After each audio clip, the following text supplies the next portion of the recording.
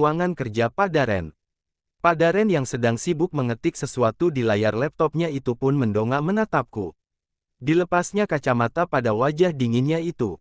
Ada apa? Tanyanya dengan kening mengkerut. Aku berjalan ke arahnya dengan menggigiti bibirku yang kering. Selain degup jantung yang bertalu, aku juga harus menjaga suaraku agar tidak terlalu terlihat gugup saat berbicara dengannya nanti.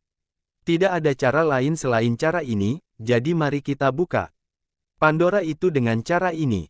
Bapak belum selesai kerjanya, tanyaku sembari mendudukkan setengah badan Icu di mejanya. Pak Daren menghela nafas berat, tangan panjangnya mengurut hidungnya dengan mata yang tertutup. Sepertinya ada masalah dengan kerjaannya. Beberapa bisnisku lagi ada kendala, tumben kamu kesini jam segini. Tanyanya sembari menatapku lekat dan mengintimidasi. Cemung dehamku menteralkan suaraku agar tidak terlalu kelihatan gugup. Bapak gak ngantuk, mau aku pijetin? Kemarin aku beli minyak pijet baunya enak banget, barangkali bisa mengalihkan kepenatan Bapak sedikit. Pak Daren menyipitkan matanya, tumben, kamu kesurupan apa nawarin saya pijet? Biasanya ogah-ogahan mijetin saya. Aku menghela nafas berat sembari membuang muka ke samping kiri untuk memikirkan alasan apa lagi yang harus kuucapkan agar rencanaku berhasil. Enggak, aku cuma mikir selama jadi istrimu aku selalu berdebat denganmu. Rasanya Alu harus berubah, maaf aku selalu meributkan hal tidak penting. Pak Daren tertawa kecil, mata sipitnya menatapku. Jenaka, saya tidak tahu arah pemikiran generasimu. Kadang sehari tantrum, sehari lagi menangis, sehari lagi berbuat baik seperti ini. Baiklah ayo kita ke kamar, ujarnya sembari menutup layar laptopnya. Aku pun tersenyum sumringah. Lalu secepat kilat, aku turun dari meja itu. Sengaja aku menunggu Pak Daren selesai membereskan berkas-berkas itu dengan diam memperhatikannya. Merasa ku perhatikan, Pak Daren mendongak, menatap mataku. Senyum miringnya mengembang di wajah tampannya itu. Ayo, ajaknya sembari merengkuh pinggangiku keluar ruangan kerjanya. Sesampainya di kamar aku langsung melaburkan minyak pijat itu di punggung lebar Pak Daren yang sedang tidur tengkurap di atas kasur. Sesekali aku mengurut dan memijatnya pelan. Pak kalau sakit bilang iya, aku gak terlalu jago majit. Soalnya, sahut Pak Daren sembari menutup mata sipitnya menikmati pijatanku. Nain waktu yang tepat. Mari kita beraksi. Pak, kalau aku bawa motor kamu kemana-mana sama Kimi gak apa-apa ya? Tanyaku hati-hati sembari tetap mermijat pelan punggung lebar Pak Daren.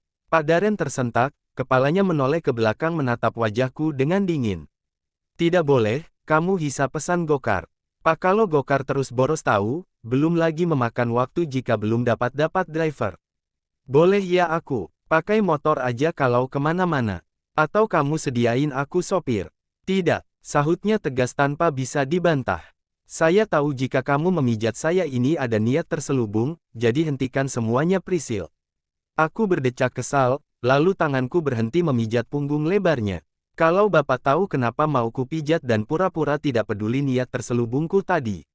Saya hanya menghargai keberanian kamu, dan saya tidak mau kamu malu dengan penolakan saya.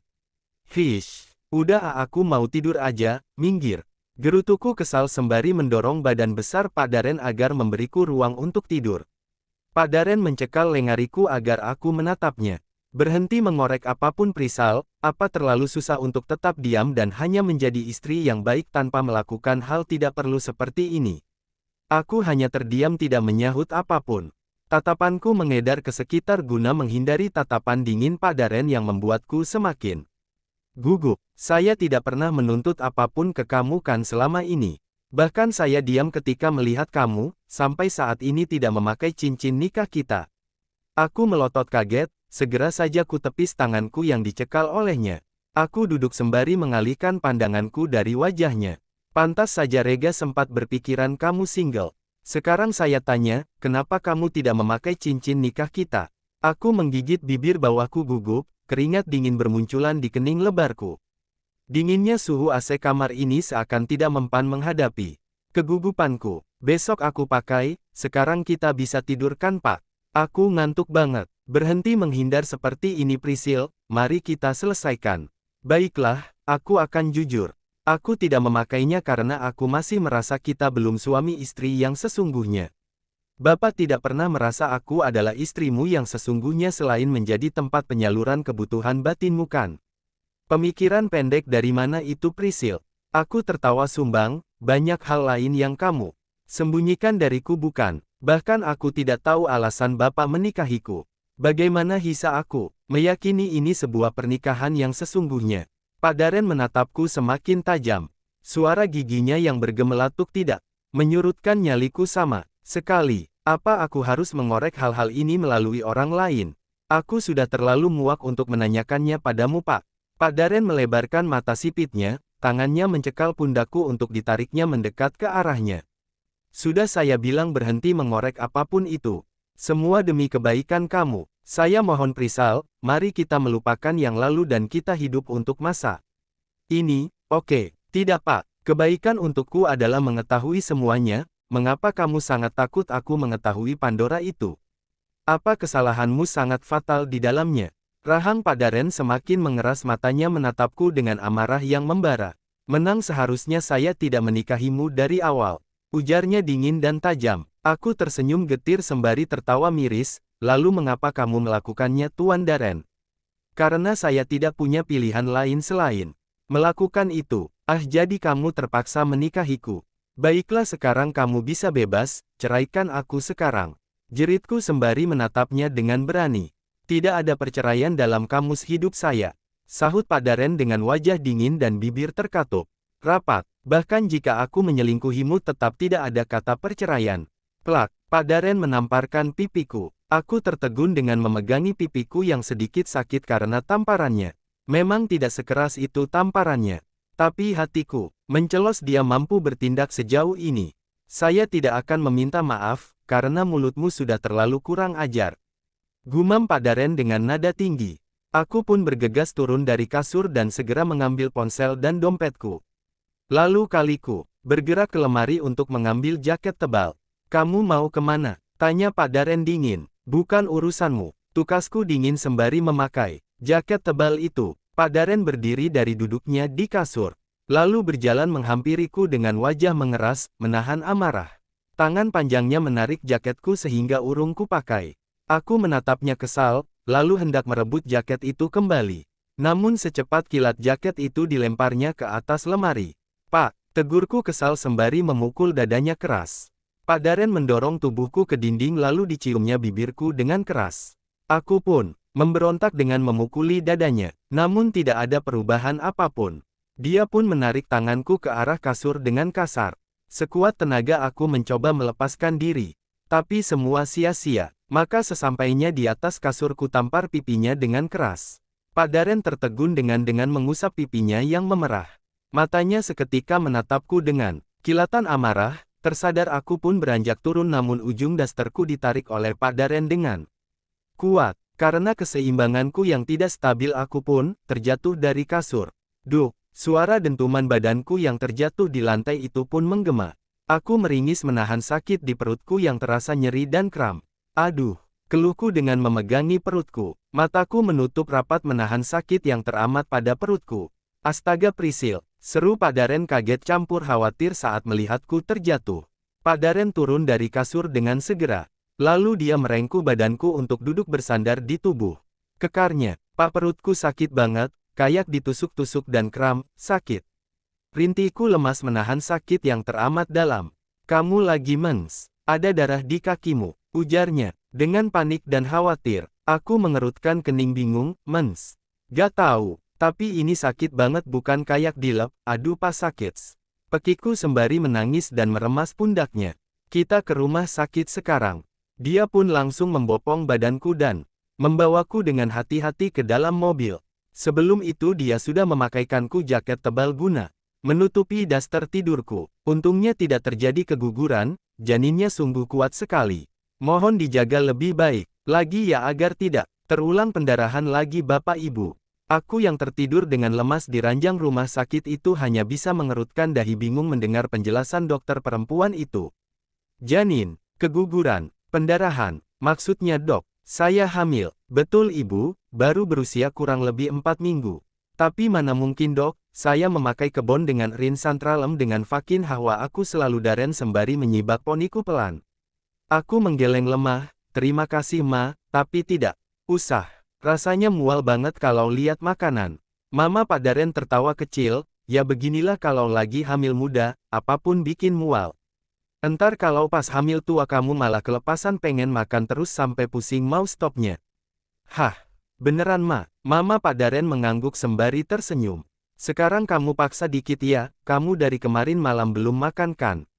Benar juga sejak pertengkaran hebat kemarin malam aku belum sempat makan sama sekali sampai siang ini. Tapi ngomong-ngomong sampai jam segini Pak Daren kenapa belum kembali? Kupikir dia hanya menenangkan diri sebentar lalu kembali lagi ke sini. Tapi nyatanya sampai siang ini dia belum kembali juga. Jadi mau tidak mau Mama Pak Daren menginap di kamar rawat inap ini sembari menjagaku. Mama pulang aja gak papa, kasihan papa di rumah sendirian. Mama juga pasti capek kan udah jaga saya dari semalam. Saya baik-baik aja kok di sini, ada suster juga yang siap siaga Ma. Tuturku hati-hati dengan menatap mata teduhnya. Mamanya aja memiliki mata seteduh ini, kenapa si Daren punya mata tajam banget kayak setan? Mama Pak Daren menggeleng, tidak nduk, Mama tetap di sini sampai Daren kembali, sektoh bocah beling iku nang ngendi wae sampai jam segini belum. Balik-balik, tangan Mama Pak Daren bergerak merogoh tasnya guna mengambil ponselnya. Lalu dia menekan-nekan layarnya guna menelepon Pak Daren. Beberapa kali dia mencoba menelpon tapi tidak ada sahutan. Ancene bocah kombeling ram. Maki Mama Pak Daren kesal sembari memasukkan ponsel itu ke dalam tas kembali. Mungkin lagi nyetir Ma, ucapku menenangkannya. Ya biasanya Pak Daren jika sedang menyetir jarang sekali mau mengangkat telepon. Kalaupun mau mengangkat itu pun biasanya dia menyuruhku untuk mengangkatnya. Prisil, panggil Mama Pak Daren lembut sembari menggenggam erat tanganku. Ya Ma, Mama minta maaf atas kelakuan Daren. Selain wajahnya yang tampan, sifat setia anti selingkuhnya juga patut Mama banggakan, tapi ya gitu minusnya karena terlalu setia dia sampai tidak bisa melupakan mendiang istrinya itu. Aku tersenyum getir mendengar ucapan Mama Pak Daren yang ada benarnya itu. Tapi, bisakah kamu menahannya sedikit lagi nduk? Tapi jika memang terlalu sulit untuk menahan semua ini, Mama tidak akan melarang kamu melepaskan Daren. Aku masih terdiam mengatupkan bibirku rapat. Mataku menatap mata teduh Mama Pak Daren dengan seksama. Mama tidak tahu apa yang terjadi di antara kalian, berdua, tapi Mama tidak akan ikut campur selagi kalian tidak memintanya, tapi kamu harus ingat Mama akan selalu di sini bersama kamu, jika Daren menyakiti kamu Mama siap memberinya pelajaran biar jera.